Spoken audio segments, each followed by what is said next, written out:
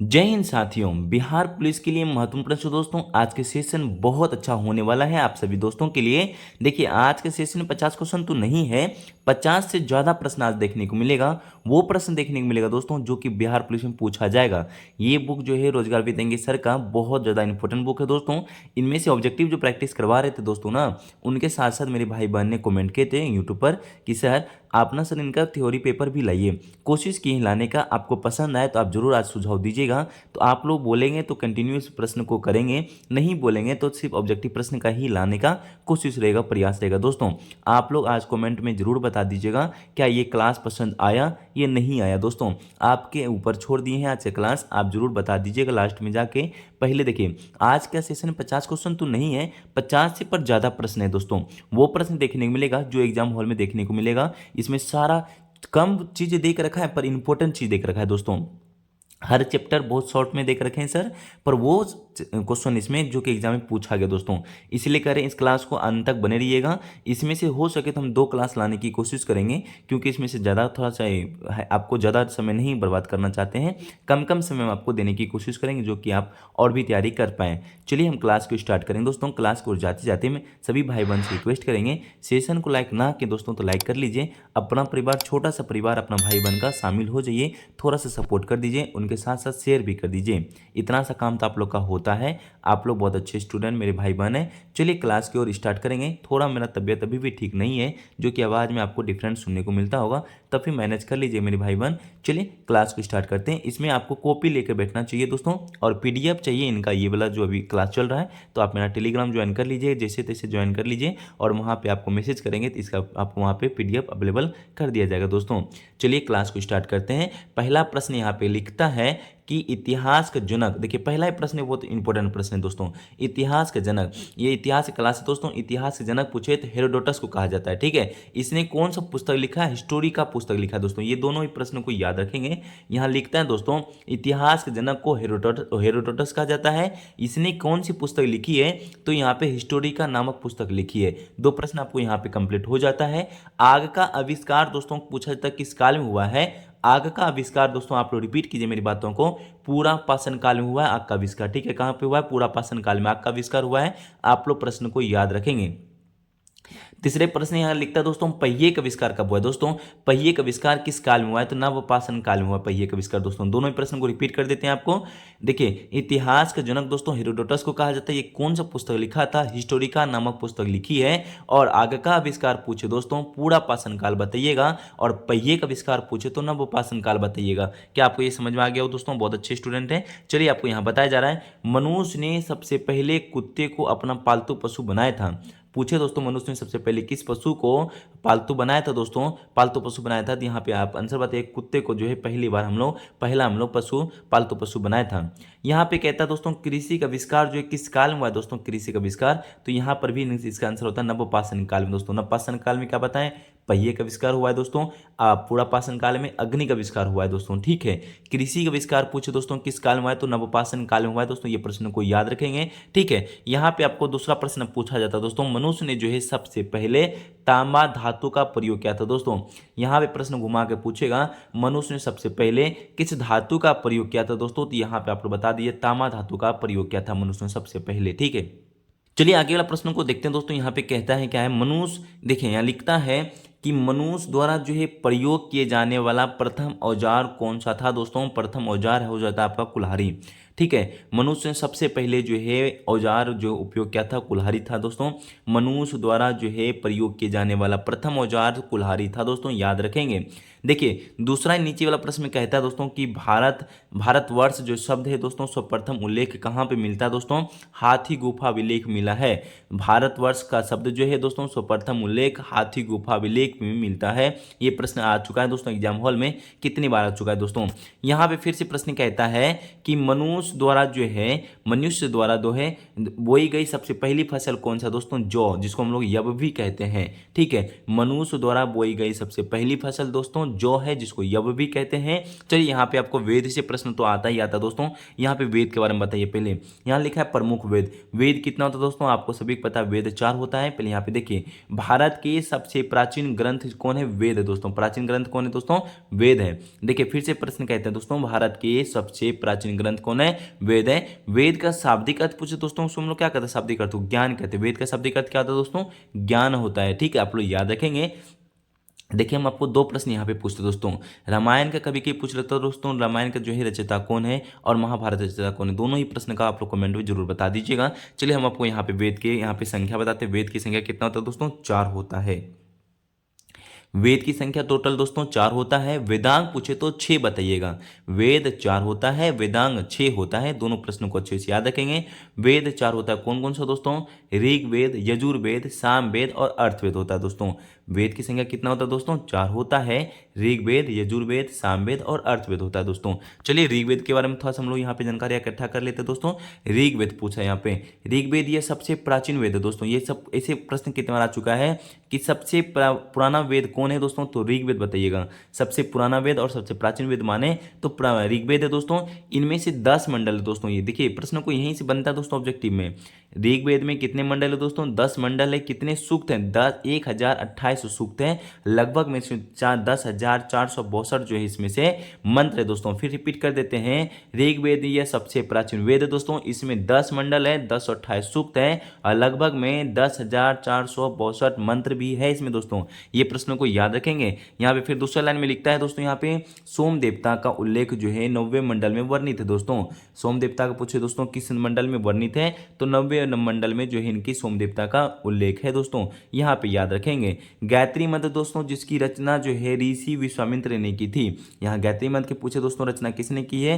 ऋषि विश्वामित्र ने की है दोस्तों यहाँ पे रचना। उसका उल्लेख ऋग्वेद के 3 मंडल में वर्णित है। ठीक है, दोनों ही प्रश्न को अच्छे से याद रखेंगे दोस्तों। देवता सोम का उल्लेख 90 मंडल में है और गायत्री मंत्र जिसकी रचना जो है ऋषि विश्वामित्र ने की थी उसका उल्लेख ऋग्वेद के 3 मंडल में वर्णित है। प्रश्न को याद रखेंगे दोस्तों, बार बार आपको हम यहाँ पे बोल रहे हैं दोस्तों। ठीक है, यजुर्वेद पूछे दोस्तों। यजुर्वेद में क्या है दोस्तों? दोनों जो है वह वेद जो है गद और पद दोनों में लिखा गया है। यजुर्वेद को दोस्तों वेद जो है गद पद दोनों में लिखा गया है। ठीक है, सामवेद को देख लीजिए दोस्तों। सामवेद के बारे में यहाँ पे थोड़ा सा है। सामवेद का इस वेद में संगीत, देखिए संगीत कब होता है दोस्तों? शाम में होता है। तो संगीत शाम में होता है और सामवेद में होता है दोस्तों। दोनों ही रिलेटेड है, आप याद रख लेंगे। ठीक है, कितने पुस्तक की संगीत की जानकारी मिलती है दोस्तों किस वेद में? तो सामवेद में होता है। कभी भी हम लोग का बिहार में जो है दोस्तों संगीत कब होता है? शाम में होता है। तो शाम और सामवेद, ठीक है, दोनों ही रिलेटेड है। आप लोग प्रश्न को याद रख लेंगे इस तरह से। संगीत का जनक जो है जानकारी मिलती है दोस्तों किससे? सामवेद में। इसलिए इसे भारतीय संगीत का जनक भी कहा जाता है दोस्तों। भारतीय संगीत का जनक किसे कहा जाता है? सामवेद को। आप लोग प्रश्न को याद रखेंगे। चलिए लास्ट बचता है दोस्तों यहाँ पे अर्थवेद। अर्थवेद के बारे में जान लीजिए दोस्तों। कहता है यह वेद सबसे बाद में लिखा गया है। पूछे दोस्तों सबसे नया वेद कौन सा है? अर्थवेद होता है दोस्तों। सबसे पुराना वेद आपको बताना, अभी जस्ट बता चुके दोस्तों। आप लोग बता दीजिए सबसे पुराना वेद कौन है दोस्तों? फटाफट बता दीजिए। देखिए जस्ट अभी ऊपर बता चुके हैं। सबसे नया वेद पूछे दोस्तों तो यहाँ पे आपको बताना पड़ेगा अर्थवेद है दोस्तों। यहाँ पे लिखा है यह वेद सबसे बाद में लिखा गया है। इसे आधुनिक वेद भी कहते हैं। इसको हम लोग क्या कहते हैं? आधुनिक वेद भी कहते हैं। इस वेद में आपको जादू टोना, तंत्र मंत्र, चिकित्सा, विवाह और प्रेम का उल्लेख है अर्थवेद में। ठीक है, यहाँ पे प्रश्न को याद रखें दोस्तों। यह वेद सबसे बाद में लिखा गया है। इसे आधुनिक वेद भी कहते हैं। इस वेद में जादू टोना, तंत्र मंत्र, चिकित्सा, विवाह तथा प्रेम का उल्लेख है। यहाँ पे एक पुराणों की संख्या पूछा दोस्तों। पुराणों की संख्या कितना होता है दोस्तों? आप लोग को पता है 18 होता है पुराणों की संख्या दोस्तों। ठीक है, वेद 4, वेदांग 6 और पुराणों की संख्या 18। महाभारत युद्ध चला था 18 दिन तक। ये सब प्रश्न कभी कब कब पूछता है दोस्तों? उतना नहीं पूछा जाता है। यहाँ पे कहता है पुराणों की रचयिता कौन है दोस्तों? पुराणों के रचयिता लोमहर्ष होता है दोस्तों। उनके पुत्र उग्रश्रवा दोस्तों। ठीक है, यहाँ पे पूछा दोस्तों कि पुराणों के रचयिता कौन है? लोमहर्ष है दोस्तों। और उनका पुत्र पूछे, लोमहर्ष का पुत्र उग्रश्रवा है। यहाँ पे प्रश्न कहता है दोस्तों अर्थशास्त्र के लेखक कौन है दोस्तों? यहाँ पे चाणक्य होता है दोस्तों। अर्थशास्त्र के लेखक कौन है दोस्तों? चाणक्य होता है। इन्हें हम लोग विष्णुगुप्त तथा कौटिल्य के नाम से भी जाना जाता है। कितना स्टूडेंट विष्णुगुप्त यहाँ पे आ जाता है दोस्तों अर्थशास्त्र के लेखक, तो कंफ्यूज कर जाते हैं। अर्थशास्त्र के लेखक चाणक्य है। इन्हें हम लोग विष्णुगुप्त तथा कौटिल्य के नाम से भी जाना जाता है। इस प्रश्न को याद रख लेंगे। चलिए हम लोग चलते दोस्तों यहाँ पे आगे को प्रश्न को देखेंगे। यहाँ पे क्या लिखता है? यहाँ लिखा है दोस्तों राजतरंगी पुस्तक के लेखक कौन है। यहाँ पे प्रश्न आता है दोस्तों कल्हण। ठीक है दोस्तों, यहाँ पे राजतरंगी पुस्तक के लेखक कौन है दोस्तों, कल्हण है। इस पुस्तक में कश्मीर के राजाओं का इतिहास है। इस पुस्तक में किसका इतिहास है दोस्तों, कश्मीर के राजाओं का यहाँ पे इतिहास है कल्हण में। फिर से रिपीट करते हैं दोस्तों, राजतरंगी पुस्तक के लेखक कल्हण है। इस पुस्तक में कश्मीर के राजाओं का इतिहास इसमें है। यहाँ पे एक प्रश्न आता है दोस्तों अष्टाध्यायी। अष्टाध्यायी दोस्तों क्या होता है, अष्टाध्यायी पुस्तक के लेखक पाणिनि है। इस संस्कृत व्याकरण की पुस्तक है दोस्तों। पुस्तक फिर से रिपीट कर देते हो दोस्तों, अष्टाध्यायी पुस्तक के लेखक है पाणिनि। ठीक है दोस्तों, अष्टाध्यायी पुस्तक के लेखक कौन है दोस्तों, पाणिनि है। यह संस्कृत व्याकरण का पुस्तक है। ये दोनों ही प्रश्न को याद रखेंगे, राजतरंगी और अष्टाध्यायी दोनों ही प्रश्न पूछा जाता है। ठीक है दोस्तों, यहाँ पे एक प्रश्न आता है, भारत का जो है सबसे प्राचीन मोहनजोदड़ो था जिसे हम लोग मृतों का टीला भी कहा जाता है। सब भारत का सबसे प्राचीन नगर पूछे तो मोहनजोदड़ो होता है। मोहनजोदड़ो का जिसको कहते हैं दोस्तों मृतों का टीला भी कहा जाता है। अब आपका आता है, देखिए साथी यहाँ पे सिंधु घाटी या हड़प्पा सभ्यता, यहाँ पे प्रश्न आपका स्टार्ट हो चुका है दोस्तों। यहाँ पे देखिए कल के सेशन में हम सिंधु घाटी सभ्यता 50 क्वेश्चन तो करवाने वाले हैं, करवा चुके हैं ज्ञान बिंदु सर का। और कल जो है परसों हुआ था ज्ञान बिंदु सर का 50 क्वेश्चन। मुगल वंश कल पढ़ा चुके खान सर का। फिर आज आपको होने वाला है क्लास यहाँ रोजगार वितंकी सर का। तीनों ही टॉप लेवल पे सर तैयारी होता है दोस्तों। तीनों बुक आपको करवा रहे हैं। बिहार पुलिस के एग्जाम में एक भी प्रश्न ना छूटे दोस्तों, पूरा कोशिश करते हैं आपके लिए। और आपके लिए इतना करें दोस्तों, तो आपका बनता है छोटा सा भाई को क्या करना है, सेशन को लाइक कर लेना चाहिए, परिवार में शामिल हो जाइए और भाई को शेयर कर दीजिए। भाई बहन को इतना सा काम तो आप लोग का होता है दोस्तों, आप जरूर कर लेंगे। चलिए हम आपको प्रश्न को यहाँ पे रिपीट करते हैं और स्टार्ट करते हैं प्रश्न को। सिंधु घाटी सभ्यता का काल पूछे दोस्तों तो आप क्या बताएंगे। यहाँ पे आप लोग का सभी को पता है 2500 ईसा पूर्व से लेकर 1700 ईसा पूर्व था दोस्तों। ठीक है, सिंधु घाटी सभ्यता का काल पूछे दोस्तों 2500 ईसा पूर्व से लेकर 1700 ईसा पूर्व तक। ये दोनों ही वर्ड को याद रखें, वर्ष को दोस्तों। ये प्रश्न आ चुका है दोस्तों एग्जाम हॉल में कितनी बार। यहाँ पे कहता है सिंधु घाटी सभ्यता की खोज दोस्तों राय बहादुर दयाराम सहनी ने की थी। सिंधु सभ्यता की खोज किसने किया था दोस्तों, सिंधु घाटी सभ्यता की खोज राय बहादुर दयाराम सहनी ने की थी। 1900 वर्ष पूछे दोस्तों 1921 में क्या था दोस्तों। ठीक है, यहाँ पे दो प्रश्न आपका पूछा जा रहा है। सिंधु सभ्यता घाटी का खोज किस वर्ष हुआ था दोस्तों, 1921 में। और खोजने वाले थे दोस्तों राय बहादुर दयाराम सहनी। या तो दयाराम सहनी भी कभी कभी आ जाता है दोस्तों, पूरा नाम तो नहीं पूछता है। दयाराम सहनी रहे तो आप टिक कर सकते हैं दोस्तों। यहाँ पे प्रश्न कहता है सिंधु सभ्यता का बंदरगाह लोथल को माना जाता है दोस्तों। ठीक है, पूछे दोस्तों सिंधु सभ्यता का बंदरगाह लोथल को माना जाता है दोस्तों। यहाँ पे प्रश्न को याद रखेंगे। ये दूसरा प्रश्न यहाँ पे नीचे लिखता है सिंधु सभ्यता की लिपि, सिंधु सभ्यता की लिपि कौन सी थी दोस्तों। यहाँ पे कहते हैं भाव चित्रात्मक था वहाँ पे दोस्तों। ठीक है, ये दाएं से बाएं ओर लिखी जाती थी दोस्तों। ठीक है, सिंधु सभ्यता की लिपि दोस्तों भाव चित्रात्मक थी। यह जो लिपि है दाएं से बाएं ओर लिखी जाती है। दोनों ही पॉइंट को याद रखेंगे। थोड़ा सा ना दिक्कत हो रहा है दोस्तों, बोलने में आवाज़ साफ नहीं आ पा रहा है दोस्तों। ठीक है, कोशिश करते हैं आपके लिए। मोहनजोदड़ो से एक कांच की मूर्ति नेत्रिक मिली दोस्तों। मोहनजोदड़ो में पूछा जाता है दोस्तों एक कांच की मूर्ति मिली, कौन सा, नेत्रिक वाला ना, नात्रिक वाला जो डांसिंग वाला दोस्तों। ठीक है, यहाँ पे प्रश्न कहता है दोस्तों जुते हुए खेत के साक्ष्य कहाँ से मिला है दोस्तों, ये प्राप्त कहाँ से हुआ है। प्रश्न आता है दोस्तों जोते हुए खेत के साक्ष्य जो है दोस्तों कहाँ से प्राप्त हुआ है, कालीबंगा से प्राप्त हुआ है दोस्तों। ठीक है, जोते हुए खेत का साक्ष्य दोस्तों कहाँ से प्राप्त हुआ है, आपको बताना पड़ेगा। कालीबंगा इनका सही आंसर होगा। मोहनजोदड़ो से प्राप्त पूछे दोस्तों सबसे बड़ी इमारत क्या है दोस्तों, अन्ना नागर। मोहनजोदड़ो से जो है दोस्तों प्राप्त सबसे बड़ी इमारत पूछे दोस्तों क्या है, अन्ना नागर। वहाँ पे सबसे बड़ी इमारत वहाँ पे प्राप्त हुआ था मोहनजोदड़ो से। अग्निकुंड जस्ट अभी बताएं दोस्तों, अग्निकुंड से कौन कौन सा है, लोथल कालीबंगा से प्राप्त हुए दोस्तों। कालीबंगा का अर्थ होता है काली चूड़ियाँ। अग्निकुंड पूछे दोस्तों लोथल तथा कालीबंगा से प्राप्त हुआ दोस्तों। लोथल भी और कालीबंगा भी दोनों से प्राप्त हुआ अग्निकुंड। और कालीबंगा का अर्थ होता है काली चूड़ियाँ दोस्तों। ये प्रश्न को याद रखेंगे। चलिए यहाँ पे आपको दिखाते हैं चावल के साक्ष्य। चावल के साक्ष्य लोथल से प्राप्त हुए दोस्तों। ये प्रश्न कितनी बार आ चुका है दोस्तों बिहार पुलिस के एग्जाम में, हर एग्जाम में पूछा जाता है दोस्तों। चावल के साक्ष्य लोथल से प्राप्त हुआ दोस्तों। चावल के साक्ष्य कहाँ से प्राप्त हुआ है दोस्तों, लोथल से प्राप्त हुआ। ये प्रश्न को याद रखेंगे। चलिए हम आपको और आगे को प्रश्न बताते हैं। सिंधु सभ्यता के लोग, सिंधु सभ्यता के लोग दोस्तों किस पे पूजा, किसका पूजा करते थे दोस्तों, यहाँ पे मृत देवी की पूजा करते थे और पशुओं में कुंवर वाले सार की पूजा करते दोस्तों। सिंधु सभ्यता के लोग किनका पूजा करते थे, मृत देवी की पूजा करते थे और पशुओं में कुंवर वाला बैल कुंवर वाले सांड की पूजा करते थे दोस्तों। ये प्रश्न यहाँ तक आपका होता है। अब आपको यहाँ पर जाता है वैदिक सभ्यता। वैदिक सभ्यता दोस्तों यहाँ पे देखिए, ये वैदिक सभ्यता कितना छोटा सा आपको देखिए कंप्लीट हो जाएगा, पर इसके बारे में आपको दोस्तों 100 प्रश्न आपको करवाएंगे ज्ञान बिंदु सर का। देखिए यहाँ पे थ्योरी पढ़ लीजिएगा, फिर इसका ऑब्जेक्टिव करवाएंगे, फिर इनका ऑब्जेक्टिव करवा देंगे ज्ञान बिंदु सर का। देखिए कितना प्रश्न आपसे छूटेगा ही नहीं, इतना कर लेते तो दोस्तों इसे तो कंफर्म करें नहीं छूटने वाला है। चलिए वैदिक सभ्यता पढ़िए। वैदिक सभ्यता काल को 2 भागों में विभाजित किया जा सकता है। वैदिक सभ्यता को कितने भागों में? 2 भागों में विभाजित किया जा सकता है। पहला आता है ऋग्वेदिक काल और उत्तर वैदिक काल, दोनों ही आता है। दोनों का काल याद कीजिए। ऋग्वेदिक काल का 1500 से लेकर दोस्तों 1000 ईस्वी तक था, ईसा पूर्व तक। उत्तर वैदिक काल का दोस्तों 1000 से लेकर 600 ईसा पूर्व तक था। दोनों प्रश्नों को फिर रिपीट करते हैं। वैदिक सभ्यता को 2 भागों में दोस्तों विभाजित किया जा सकता है, ऋग्वेदिक काल और उत्तर वैदिक काल। ऋग्वेदिक काल को 1500 से 1000 ईसा पूर्व और 1000 से लेकर दोस्तों 600 ईसा पूर्व उत्तर वैदिक काल को। यह दोनों ही प्रश्नों को याद रख लिए हैं, तो हम आगे की ओर बढ़ते दोस्तों। यहाँ पे कहता है आर्यों द्वारा जो है निर्मित सभ्यता, आर्यों द्वारा दोस्तों निर्मित सभ्यता वैदिक सभ्यता थी। ठीक है, आर्यों द्वारा निर्मित सभ्यता कौन वैदिक सभ्यता था दोस्तों? वैदिक सभ्यता थी। आर्य शब्द का होता है दोस्तों अर्थ श्रेष्ठ होता था। आर्य शब्द का क्या होता था? अर्थ श्रेष्ठ होता था दोस्तों। ठीक है, ये आप फिर नीचे लाइन में एक लिखा है दोस्तों यहाँ पे, आर्यों की भाषा क्या थी दोस्तों? संस्कृत थी। आर्यों की भाषा कौन सा था दोस्तों? संस्कृत थी। ये ग्रामीण सभ्यता थी दोस्तों। कौन सी सभ्यता थी वो? ग्रामीण सभ्यता थी। आर्यों की कौन सी भाषा थी दोस्तों? संस्कृत भाषा था और वो ग्रामीण सभ्यता था दोस्तों। यहाँ फिर लाइन में लिखता है सभा एवं समिति राजा को सलाह देने वाली संस्थाएं थी। स्त्रियों दोनों भागों में ले सकती थी दोस्तों। ठीक है, प्रश्न कहता है यहाँ पे, लिखता है कि सभा एवं समिति राजा को सलाह देने वाली संस्थाएं थी, स्त्रियों दोनों भागों में ले सकती थी। यहाँ पे फिर कहता है दोस्तों युद्ध के लिए जो है गविष्ट शब्द, कहते हैं यहाँ पे कि युद्ध के लिए जो है गविष्ट शब्द का प्रयोग किया गया है, जिसका अर्थ होता है गायों की खोज। गायों की खोज था। ठीक है दोस्तों, ये प्रश्न को याद रखिएगा। आपको हम लोग चलते हैं आगे के प्रश्न में। यहाँ पे लिखता है आर्यों का प्रिय पेय पदार्थ क्या था दोस्तों? यहाँ पे प्रश्न पूछा जाएगा, थोड़ा धुंधलापन दिखता होगा, मैनेज कर लीजिए मेरे भाई बहन। आर्यों की प्रिय पेय पदार्थ था दोस्तों सोमरस। क्या था दोस्तों? वहाँ पे सोमरस था।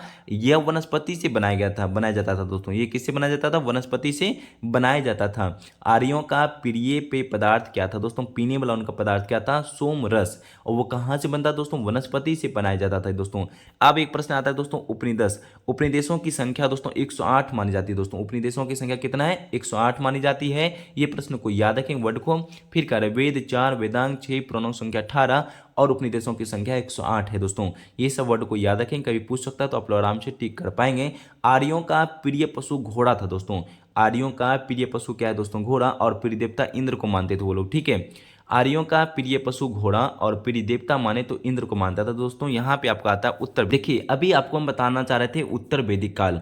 उत्तर वैदिक काल से पहले हम आपको क्या बताएं? ऋग्वेदिक काल बताएं दोस्तों। ऋग्वेदिक काल का काल पूछो दोस्तों 1500 से लेकर 1000 ईस्वी तक था दोस्तों। वहाँ पे आपको वैदिक सभ्यता में 2 बताएं, 2 भागों में बटा था। ऋग्वेदिक काल फिर रिपीट करते दोस्तों, आप लोग रिपीट कर लीजिएगा।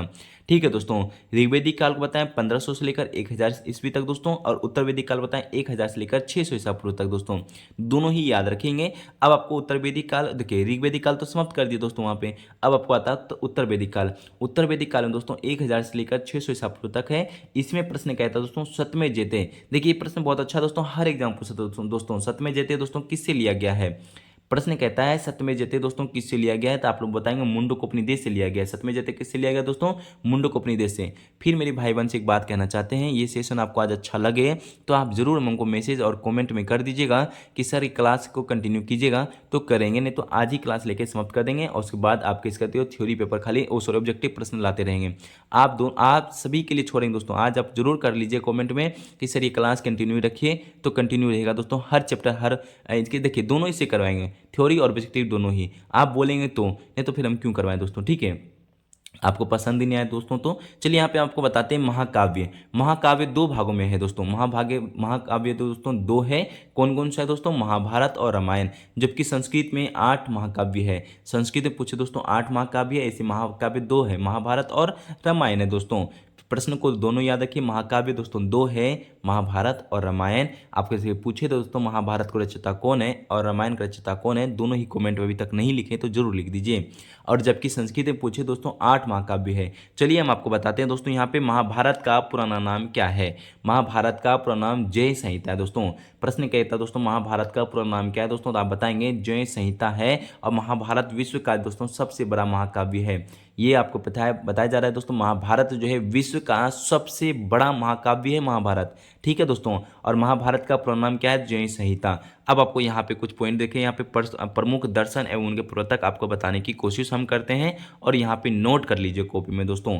आपको योग दर्शन पूछे दोस्तों, प्रवर्तक कौन है? ये पतंजलि है, ठीक है। ये प्रश्न को याद रखें दोस्तों, कितनी बार आपको पूछ चुका है। योग दर्शन किससे संबंधित है दोस्तों? पतंजलि से। न्याय दर्शन दोस्तों, न्याय दर्शन है दोस्तों गौतम ऋषि से दोस्तों।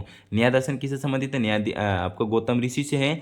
चावक्र दर्शन है चावक्र से दोस्तों, ये प्रश्न को याद रखेंगे। संख्या दर्शन पूछे दोस्तों, संख्या दर्शन हो जाता है कपिल मुनि। कपिल मुनि जिसको कहते हैं सबसे प्राचीन है दोस्तों ये, ठीक है। संख्या दर्शन पूछे दोस्तों कपिल मुनि हो जाता है। आप पूर्व मीमांसा दोस्तों जेमिनी से संबंधित है। किससे संबंधित है? जेमिनी से। और उत्तर मीमांसा दोस्तों बदरायन से दोस्तों, ठीक है। किससे? बदरायन से दोस्तों। एक बार रिपीट कर देते हैं, आप लोग नोट करते चलिएगा। योग दर्शन किससे बताया दोस्तों? पतंजलि से बताए थे। न्याय दर्शन बताए गौतम ऋषि से। चावक्र दर्शन बताया दोस्तों चावक्र से। और संख्या दर्शन बता दिए आपको दोस्तों कपिल मुनि दोस्तों, याद रखिएगा। और उनके साथ साथ आपको बताते हैं पूर्व मीमांसा जेमिनी से और उत्तर मीमांसा दोस्तों बदरायन से। अब आपको स्टार्ट करते हैं। चलिए साथियों, आपको आज हम जैन धर्म के बारे में बताते हैं दोस्तों। जैन धर्म के बारे में यहाँ पे देखिए, जैन धर्म आप यहाँ पे बहुत छोटा सा आपको टॉपिक है, पर इसके ज्ञान विदोषर में बहुत सारा प्रश्न है दोस्तों। बौद्ध धर्म में तो 401 मुझे जहाँ तक लगता है 200 प्रश्न प्लस है दोस्तों ज्ञान विदोषर का बौद्ध धर्म से। बौद्ध धर्म जैन धर्म पढ़ लेंगे तो दोस्तों इसी प्रश्न तो छूटेगा ही नहीं छूटेगा, ठीक है। चलिए हम यहाँ पे स्टार्ट करते हैं। जैन धर्म के संस्थापक दोस्तों प्रथम तीर्थंकर माना जाता है दोस्तों ऋषभ देव को। यहाँ पे आपका दो प्रश्न बनता है मेरे भैया। पर पहला प्रश्न बनता है जैन धर्म के संस्थापक कौन थे? तो ऋषभ देव मारिएगा। दूसरा प्रश्न पूछे जैन धर्म के प्रथम तीर्थंकर कौन थे दोस्तों? तो ऋषभ देव मारिएगा। देखिए एक लाइन दो प्रश्न बना है। यहाँ पे अब दूसरी लाइन में कहता है मेरे तो भैया कि जैन धर्म के 23वें तीर्थंकर दोस्तों किनको? पावरसनाथ। 23वें तीर्थंकर कौन है दोस्तों? पावरसनाथ, जो कि काशी के राजा अभिसेन के पुत्र थे दोस्तों। जैन धर्म के 23वें तीर्थंकर पावरसनाथ थे, और जो काशी के राजा अभिसेन पुत्र थे। इसमें 24वें पूछे तो महावीर स्वामी हो जाता दोस्तों। यहाँ है महावीर स्वामी जैन धर्म के दोस्तों 24वें थे, तथा अंतिम तीर्थंकर भी महावीर स्वामी को माना जाता है दोस्तों। जैन धर्म के अंतिम तीर्थंकर महावीर स्वामी और 24वें तीर्थंकर दोस्तों महावीर स्वामी। महावीर स्वामी का जन्म दोस्तों कुंडलग्राम वैशाली में हुआ था दोस्तों। यहाँ पे आपका तीन तीन प्रश्न बनना दोस्तों, एक ही लाइन में आपको तीनों ही प्रश्न याद रखिएगा। इसलिए बताया दोस्तों 50 प्रश्न तो आज नहीं है, 50 प्रश्न से ज्यादा प्रश्न है दोस्तों, ठीक है। महावीर स्वामी जैन धर्म के 24वें तीर्थंकर तथा अंतिम तीर्थंकर माना जाता है, तीर्थंकर थे दोस्तों, ठीक है। महावीर स्वामी का जन्म पूछे दोस्तों कुंडलग्राम वैशाली में हुआ है, ठीक है। यहाँ पे आपको लाइन कहता है दोस्तों कि इनके पिता का नाम क्या है? सिद्धार्थ है। इनके पिता का, महावीर स्वामी के पिता का नाम सिद्धार्थ, और जो किस कुल के थे? वो ज्ञातक कुल के थे दोस्तों, सरदार के थे। उनके माता नाम त्रिशला देवी थे दोस्तों, त्रिशला देवी था दोस्तों। यहाँ फिर से रिपीट करते हैं, इनके पिता सिद्धार्थ, इनकी माता त्रिशला, और वो किस कुल के थे दोस्तों? सरदार ज्ञातक कुल के थे दोस्तों, ठीक है। यहाँ पे आपको प्रश्न याद रखिएगा। चलिए हम लोग देखते हैं नीचे लाइन में दोस्तों यहाँ क्या लिखा है। महावीर स्वामी की पत्नी का नाम यशोदा तथा पुत्री का नाम यहाँ पे प्रियदर्शनी था दोस्तों। यहाँ फिर दो लाइन प्रश्न है दोस्तों। महावीर स्वामी का पत्नी का नाम पूछे दोस्तों यशोदा हो जाता है। उनकी बेटी पुत्री का नाम हो जाता है दोस्तों प्रियदर्शनी। इनका याद रखिएगा दोस्तों, ठीक है। यहाँ पे कहता है दोस्तों महावीर स्वामी का पत्नी का नाम यशोदा था दोस्तों, उनकी पुत्री का नाम आपको प्रियदर्शनी हो जाता है। और उनके साथ साथ बचपन का नाम पूछे दोस्तों तो आप क्या बताएंगे? वर्धमान बताएंगे दोस्तों, ठीक है। यहाँ पे आपको यहाँ पे एक क्वेश्चन और पूछ लेता है दोस्तों, बौद्ध धर्म का बचपन का नाम क्या था? आप जरूर बता दीजिए। गौतम बुद्ध का जो है दोस्तों, गौतम बुद्ध का बचपन का नाम क्या है? आप लोग कमेंट बता दीजिएगा। और महावीर स्वामी का बचपन का नाम वर्धमान था दोस्तों, याद रखिएगा। इनके बाद कहते हैं यहाँ पे महावीर स्वामी ने जो है 30 वर्ष की आयु में माता पिता की मृत्यु के पश्चात अपने बड़े भाई नंदीवर्धन से अनुमति लेकर सन्यासी जीवन में स्वीकारा था दोस्तों। ये प्रश्न आता है कि महावीर स्वामी ने जो है कितने वर्ष की आयु में अपना घर को छोड़ा? जो है यहाँ पे 30 वर्ष की आयु में अपनी माता पिता की मृत्यु के पश्चात अपने बड़े भाई नंदीवर्धन से अनुमति लेकर सन्यासी जीवन की स्वीकारा था दोस्तों। ये प्रश्न को याद रखेंगे। और यहाँ लाइन लिखता है दूसरी लाइन में दोस्तों, 12 वर्ष की कठिन तपस्या के पश्चात 12 वर्ष की कठिन तपस्या के पश्चात जुम्बिक्राम में जो है रीजू पालिका नदी के किनारे साल वृक्ष के नीचे ज्ञान केवल्य की प्राप्ति हुई। इसी समय इनका नाम महावीर पड़ गया था दोस्तों। ये लाइन कहता है दोस्तों कितने वर्ष के बाद तपस्या के बाद? 12 वर्ष के बाद उनको जो है रीजू पालिका नदी के किनारे साल वृक्ष के नीचे में उनको ज्ञान प्राप्त हुआ है दोस्तों। इसी समय उनका महावीर नाम पड़ा था दोस्तों। यहाँ पे प्रश्न कहता है दोस्तों कि इनकी मृत्यु जो है दोस्तों कब हुआ था दोस्तों? 72 वर्ष की आयु में जो है महावीर स्वामी की मृत्यु हो जाती है दोस्तों। ये प्रश्न को याद रखिएगा। और इनका पवापुरी राजगीर में हो गई थी दोस्तों। मृत्यु कहाँ हुआ था? पवापुरी राजगीर में हो गया था। और वर्ष पूछे तो 72 वर्ष की आयु में जो उनकी मृत्यु हो जाता है। आप तीसरी लाइन में लिखता है दोस्तों यहाँ पे जैन धर्म। जैन धर्म को कहता है दोस्तों कि तीर्थकर की जीवनी जो है कल्पसूत्र के नाम पुस्तक में है। जैन धर्म के तीर्थकरों की जीवनी दोस्तों कल्पसूत्र नामक पुस्तक में है, जो कि भद्रबाहु द्वारा लिखी गई है। देखिए लाइन को समझिए दोस्तों, ये लाइन थोड़ा धुंधलापन दिखता होगा पर ये इंपॉर्टेंट लाइन है और पूछा जाएगा एग्जाम हॉल में। जैन धर्म तीर्थकर की जीवनी दोस्तों कल्पसूत्र नामक पुस्तक में है, जो कि भद्रबाहु द्वारा लिखी गई है। मयु उत्तर युग में जो है, प्रश्न कहता है दोस्तों मयु उत्तर के युग में मथुरा जैन धर्म के प्रसिद्ध केंद्र था। दोस्तों मयु उत्तर युग में दोस्तों मथुरा जो है जैन धर्म का प्रसिद्ध केंद्र था। दोस्तों ये प्रश्न को याद रखेंगे। चलिए दोस्तों यहाँ पे कुछ और लाइनें दोस्तों इसको खत्म करते हैं। दोस्तों यहाँ पे 2-3 लाइनें, तब बौद्ध धर्म आपको कल के सेशन में करवाएंगे। आप बोलेंगे तो कल के सेशन में आपको बौद्ध धर्म हो जाएगा, इसके आगे भी कंटिन्यू रहेगा क्लास। खुजराहो पूछे दोस्तों मध्य प्रदेश में जैन मंदिर का निर्माण चंदेल शासक ने करवाया था। दोस्तों ये थोड़ा धुंधलापन दिख रहा है दोस्तों, ये पर बताए थे ना, इंपॉर्टेंट लाइन है दोस्तों, याद रख लीजिएगा।